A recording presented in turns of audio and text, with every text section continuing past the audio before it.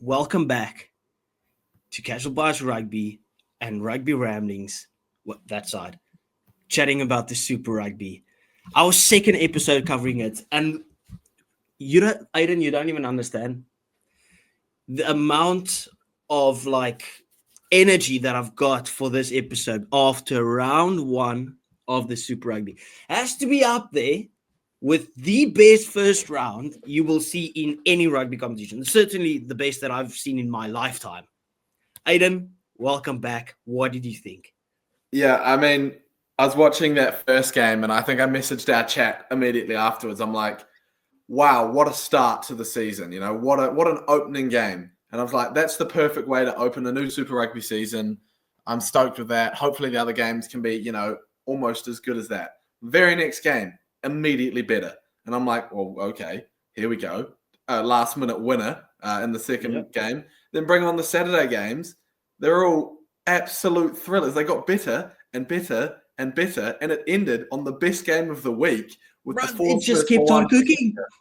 It was like, I said it on my TikTok. I was like, you watch that game and that's like, that might just be a championship game of the tournament contender already. Right? Just with everything around it, the way that it was played. You watch the second game and it's like 80-minute buzzer winner. Then you're like, okay, well, all the games are done. What's your expectation of the Force and Pasifika, Moana, right? And they end up pulling out an absolute steamroller of a game. And you're just like, what the fuck? That was just the best game of the tournament. Obviously, just thinking, okay, well, my expectations weren't that high. I would still be more than happy. I would still say it was the best opening weekend without that game. That last game kind of made this a 14 out of 10 rating, if I had to give it. Holy shit.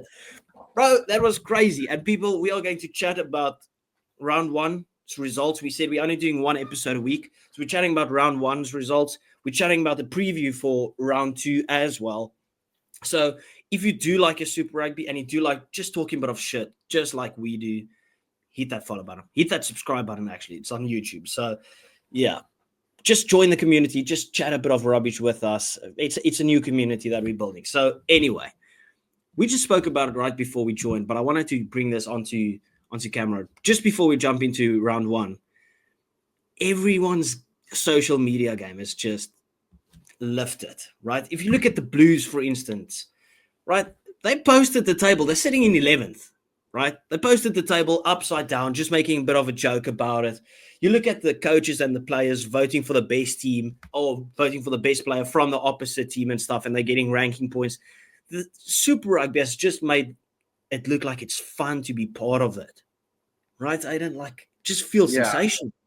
I mean, they're obviously a bit late to the whole fantasy party, but the fact that they're doing that now is incredible. And then tying that in with what you just said about, the players and coaches voting to have your Player of the Year award, very similar to how it works in the NRL with the Dally M. So, it's okay to bring ideas from other comps and bring it in. I'm stoked that they've done that. It's an awesome addition. And it's something you can keep track of every week, without watching all the games. If you don't have time, you can see, who's playing really well. How the game's going. Obviously, their highlights are great as well. But yeah, even the social media accounts, the Super Rugby social media account has been posting great highlights and edits. It feels like we had a couple of discussions on it when we were TikTok live, when we said, how do we grow the game? And we had a couple of out there decisions, maybe see if you can get a couple of Japanese teams to join or get some of the other South African teams to join back or something like that. But kind of commercializing the competition or Americanizing it, I almost want to say, in terms of just making it fun, getting people involved. That's always been a great choice, right? But they've taken it to the next level, and I literally feel like we are part of it. We are creating content, right? And I just told you, some of literally the Super Rugby teams are commenting on this stuff, right? They just get involved with it. The fantasy league is absolutely amazing. I'm taking that extremely seriously. I'm taking that almost as seriously as these predictions. We need to win. It's an ego thing. Yeah. Right. But it's just lifted it, and it's sensational rugby to go with it. So now you have the fun outside of the rugby, and obviously Super Rugby is the gift that keeps on giving. Like, it is a beautiful watch in terms of rugby. I mean, defense is an option. It's very optional, right? But it just makes for a good watch. It makes for a proper good watch. I mean, there's just all the talk about the defense, and sure, you see some higher scoring games, but like, let's not disregard the fact that the attack is levels better in games like Super Rugby than potentially in other comps. Yes, the defense may not be as structured as some of the other like Northern Hemisphere comps, but it's also the time of year we play, and the weather we have. It's warm, especially in Australia. It's hot. It's fast, dry, running rugby, and that does have an impact on games. But yeah, the entertainment factor is through the roof. Yeah, just look at that comment from Joseph Swali'i, where he was like, the intensity felt even more during the Super Rugby because it was like one after the other. The pace of it is extreme.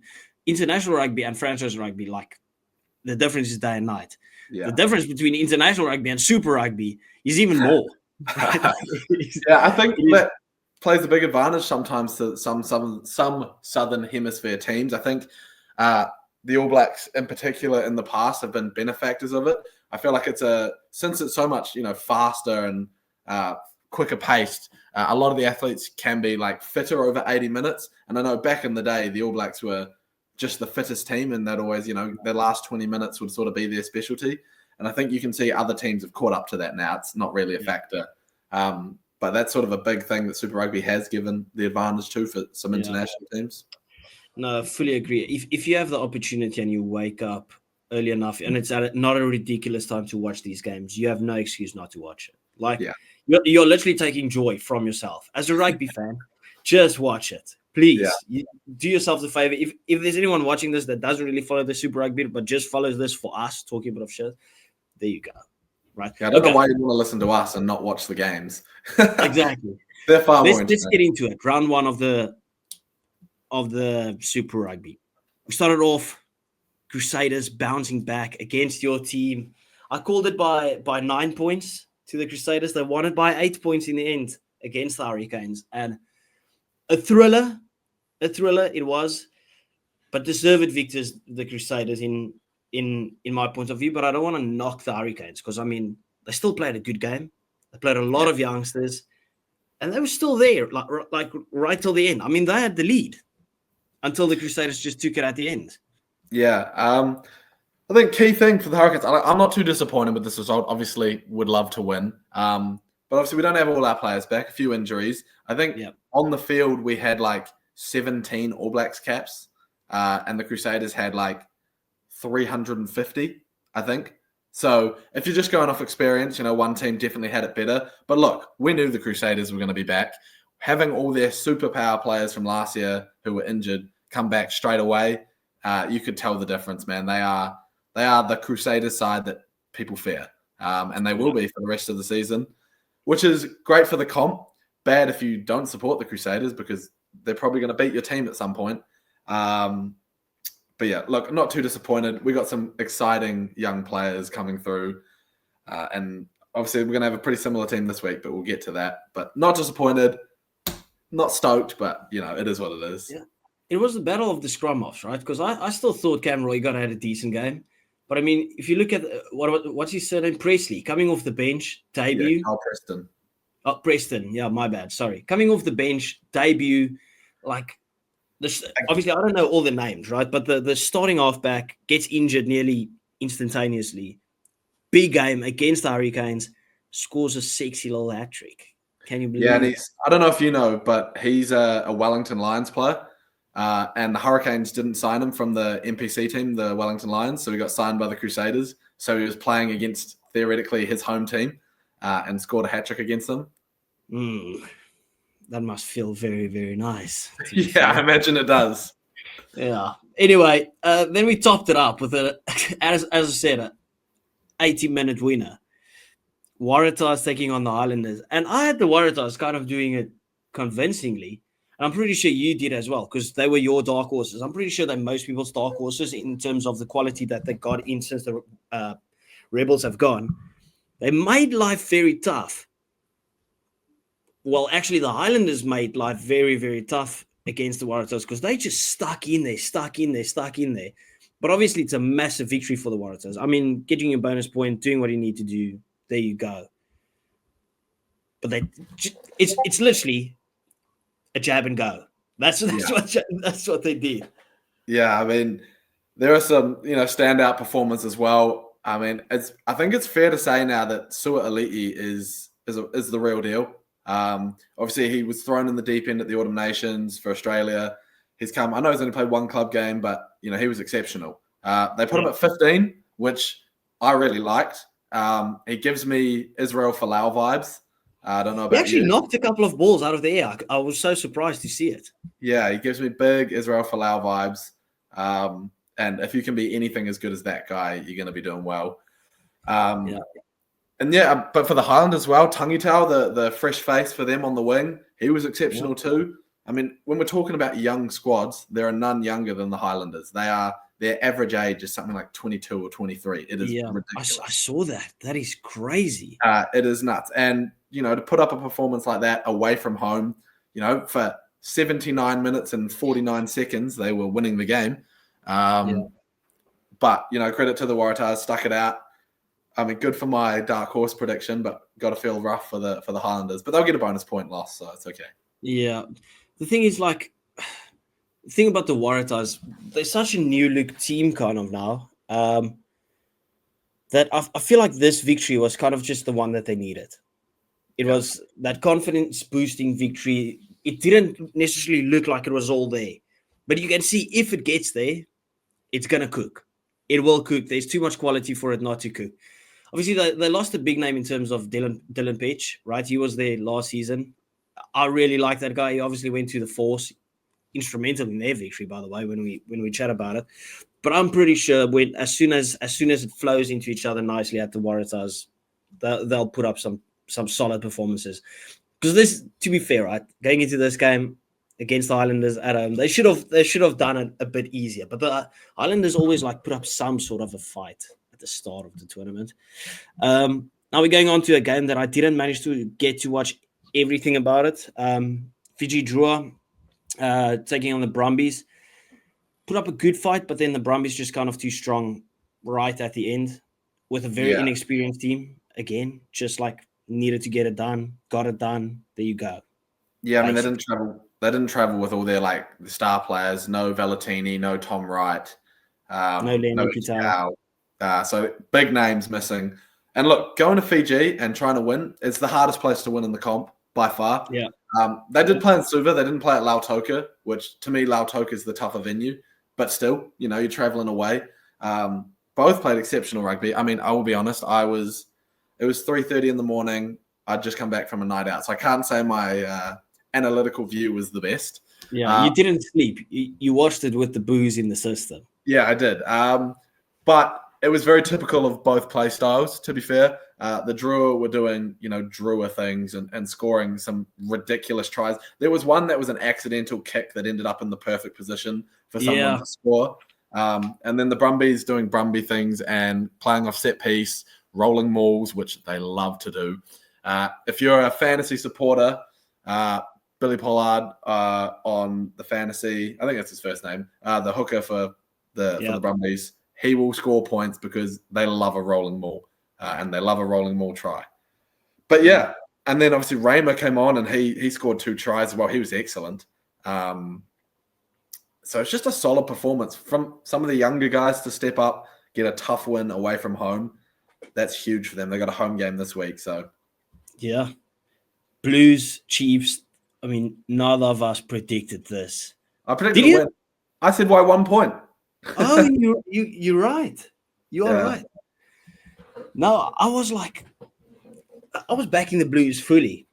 It could be because they commented on my shit, twats, right? But oh my goodness, the maturity that Chiefs team showed, right? The way that they just played the game, sensational. I feel like I'm doing a total 180 on the Chiefs. But I also know I never said they're a shitty team or anything. I just said if you're defending your trophy at home, first game, it's the repeat of the final. You have to win that game. Like, just set the standards. They didn't. I predicted a massive Blues win. They got stunned, like completely stunned.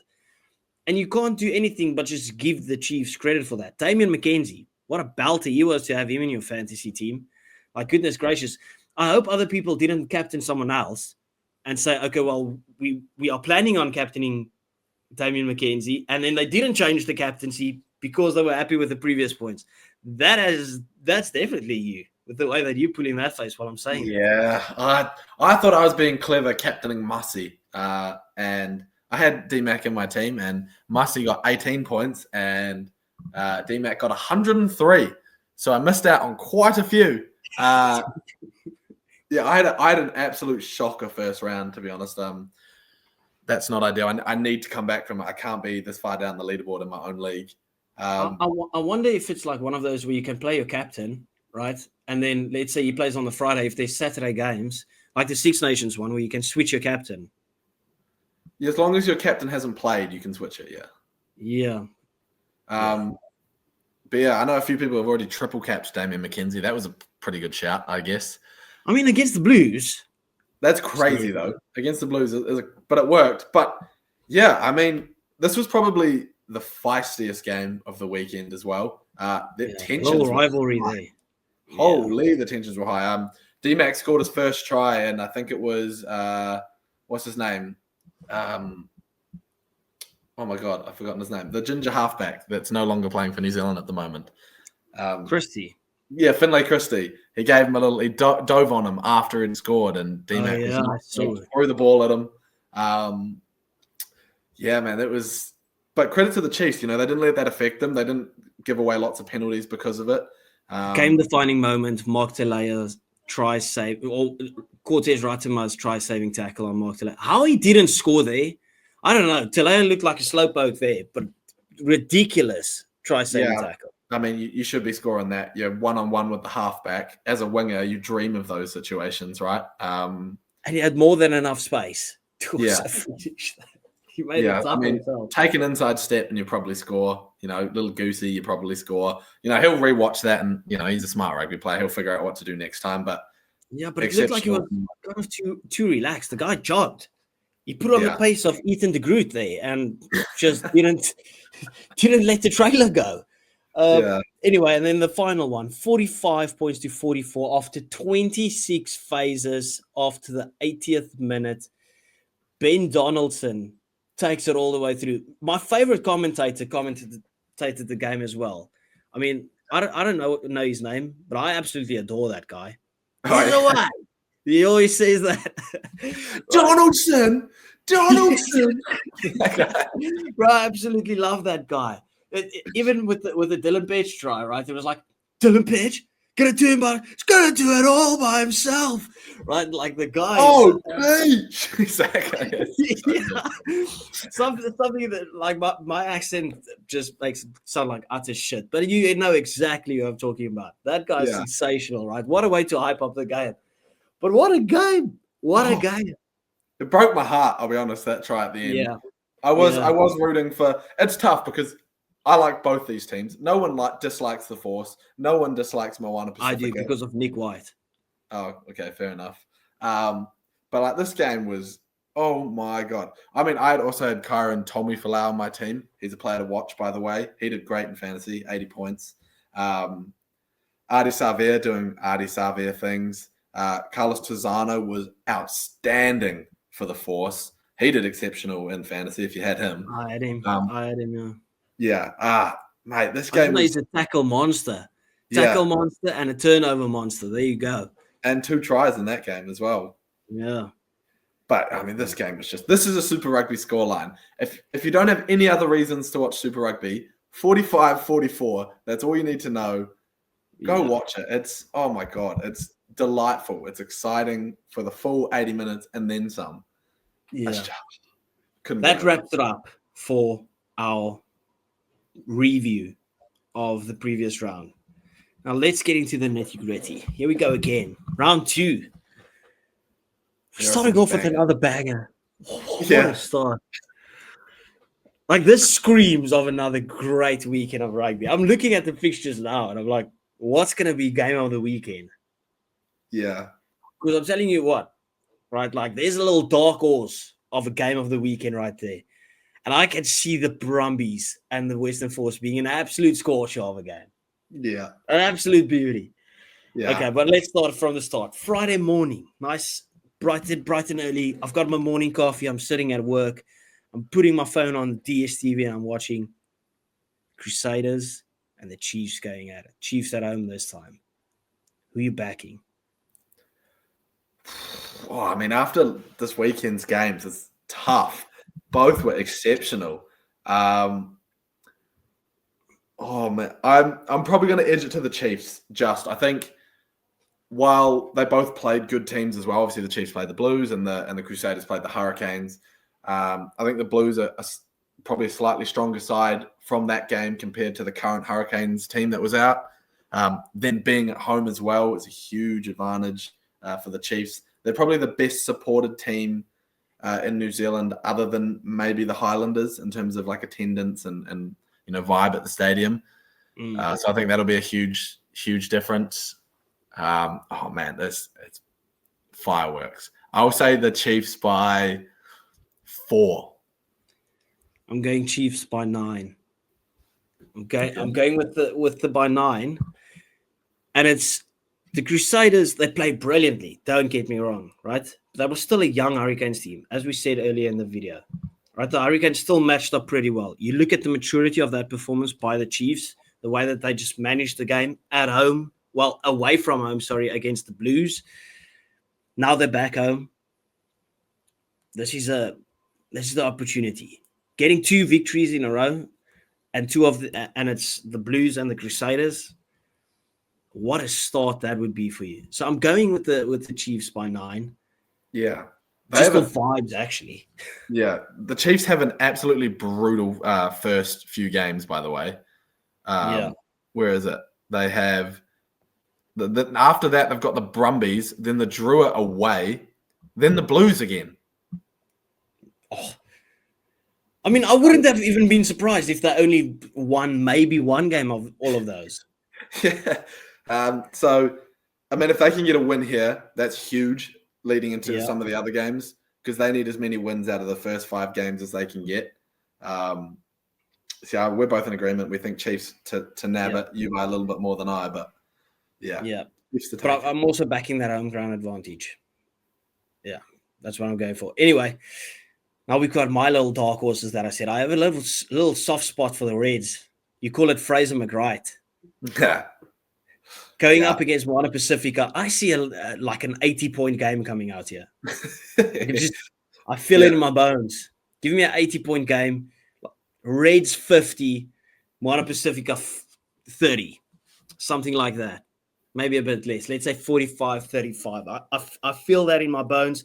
I'm backing the Reds to get it done at home. Starting the season off now. Got to start it off well. Yeah, I mean, tough for Moana because it's away as well. They start with 2 away games, one in Perth and then one in Queensland against the Reds. Man, this is going to be exceptional. Obviously, the Reds had a bye week, so they're a bit more rested, but they could also be a bit rusty. It's cold.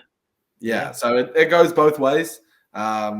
Moana probably kicking themselves from the last game. They defended 26 phases and then one guy ran 60 meters by himself. So they'll look at that game, and I'm sure they'll see areas where they can improve on. So I think there'll be a better side coming out. But I mean, I agree. This Reds team is got all of these teams have some absolute banging players in it. Fraser McWright at 7, Harry Wilson at 8, Josh Fluke at 13, Hunter Paisami at 12. There is Tim Ryan on the wing, the junkyard dog. That Tim Ryan is a try-scoring machine since he's been coming in. Yeah. Might have a sneaky Tim Ryan in the fantasy, and you just spoiled it. Okay. Yeah. Fair. Maybe. Or we can talk fantasy picks later. That's okay. I'm going to post mine anyways. Yeah. I don't know if I can predict this one, I'll be honest. Like, my heart says Moana, my head says the Reds. I'm going Reds by 12. I'm going to go different. I'm just because I'm 50-50, so it doesn't really matter which one I pick in my head. I'm going to go Moana by Upset 7. victory. Moana by Goodness, 7. it's a saucy pick. I do like it. I do like upsets, but not on the team that I've backed. I'm not going back on my word. And I'm not having them lose at home to Moana. Like, no disrespect to Moana, but come on. You got to get it done against Moana. Like, we all love Moana, but it's like that team where it's like, we love you, but it's not happening. Right? So, moving on to this Saturday. Hurricanes at home against the Drua. What's the team that the Hurricanes have put out this Very weekend? similar to the Crusaders team. Very similar to the team that played Crusaders. How many changes? Not many. Changes at lock. So you've got Hugo Plummer in for Walker Leawedi. No changes at front row. No changes in the back three. No changes. Yeah, no changes other than at lock. I think the Hurricane. I think the Fiji and Drua will put up a feisty fight, but this should be the Hurricanes' game.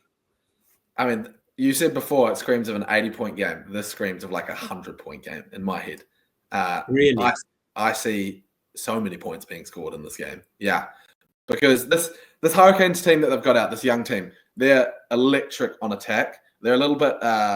They're not as like compact as the regular team on defense. So I think there's more opportunities for the opposition to score, and we saw that against the Crusaders. But you give the Fiji and Drua space, you're going to regret it. They can score from absolutely anywhere. They don't even know what they're doing half the time, and they score an absolute worldie of a try.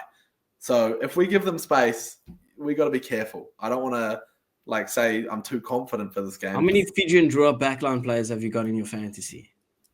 None.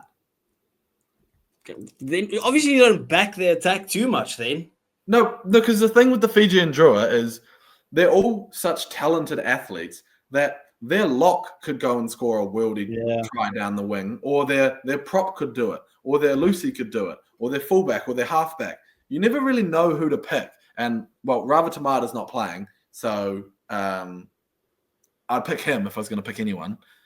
I'm pretty sure he's not playing. Yeah, he's not playing. So, yeah, it's tough, man. They're all so good. I've got the Canes by 18. Yeah, I'm going to go. Maybe not a 100-point game, maybe like a 60-point game. I'm going to go Canes by 13 points.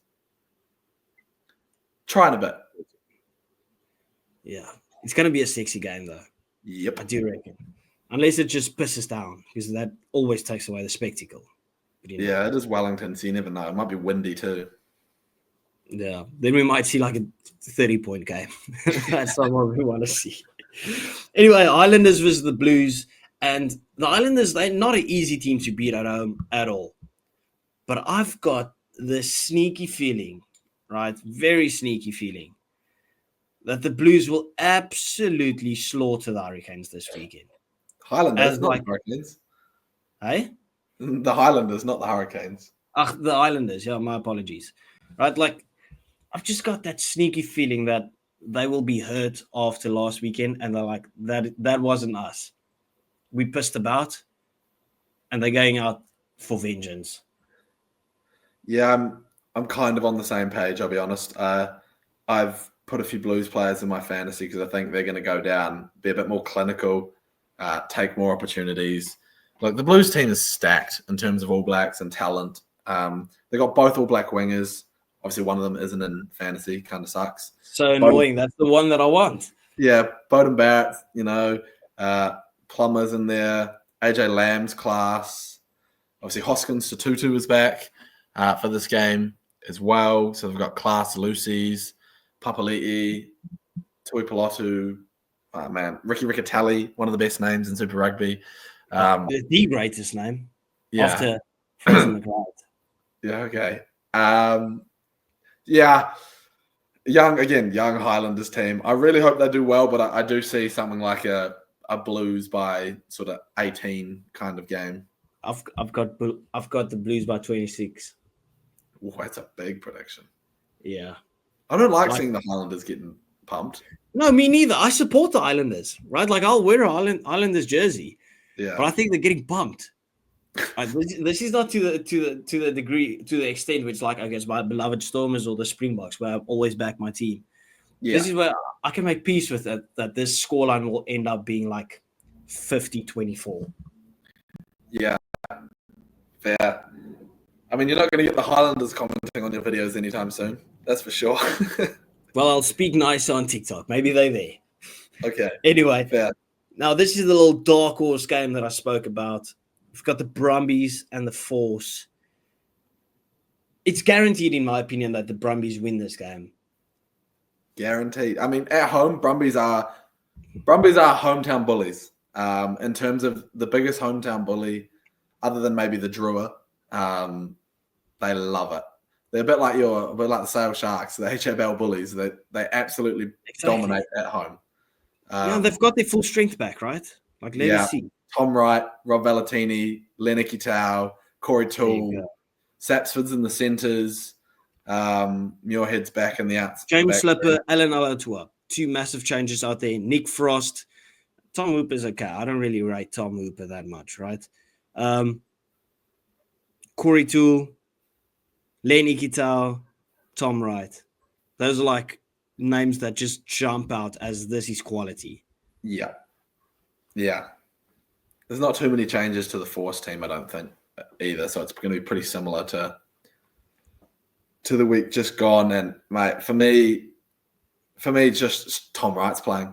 That's kind of all I care about. Tom Wright. Fantasy? Oh, my God. And I just love the way that guy plays rugby.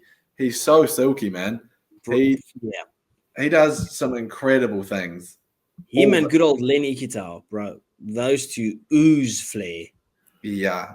Yeah. You can see some absolute madness from them. Score from 80 meters with an offload out the back or something, or a kick, chip and chase. There's something's going to happen. There will be fireworks. It should be good weather, so dry, fast-running rugby. Mate, sign me up. All day long. So I'm tempted to triple cap Tom Wright this game. Oh, my goodness. Seriously? Yeah. No, I wouldn't go that far. I don't see him scoring like 4 tries. Yeah, but you don't have to just score tries to get points though. Like D-Mac got 100 It's obviously a massive tries. Yeah, but he kicks that goal as well. Oh yeah, so true. That makes a massive difference. Yeah. Now, if you had to triple captain someone, it's either going to be a wing where you're like, okay, he's scoring a bunch of tries, or a hooker, rolling maul tries, or a kicker. Those are the 3 options, in my opinion. You will see. If I don't triple captain and he comes back like 160 points, I'm coming back to our next video and going, I knew it. I should have done it. Yeah, fair enough. But it's also his first game back, so that's sort of the main reason I don't want to do it. I want to see how he's going before I make the decision. So are we both backing the Brumbies to get it done? Are you backing them comfortably? I'm going to say Brumbies by 17. I've got 12. Yeah, 17 and 12. I think that's fair enough. Because the way that the Force won, it can either go one or 2 ways. It could go like, okay, that's a step forward, so now we have to push another week. Or it could be like, okay, well, they just scraped over the line and then just get pumped the next week again. Yeah. All right, so I'm backing the Brumbies by 12 points. I think that's a fair prediction, seeing that it's their actual first game back because of all the changes and stuff. But the quality, it's just oozing quality. Yeah. They're the best Australian team for a reason. Yeah. That wraps it up. Yeah. Until next week again. People, please do remember to hit that like and subscribe button. Go to Aiden Rugby Ramblings on TikTok. Go give the guy a follow. And we will see you again next week. Ciao. Bye-bye. Bye.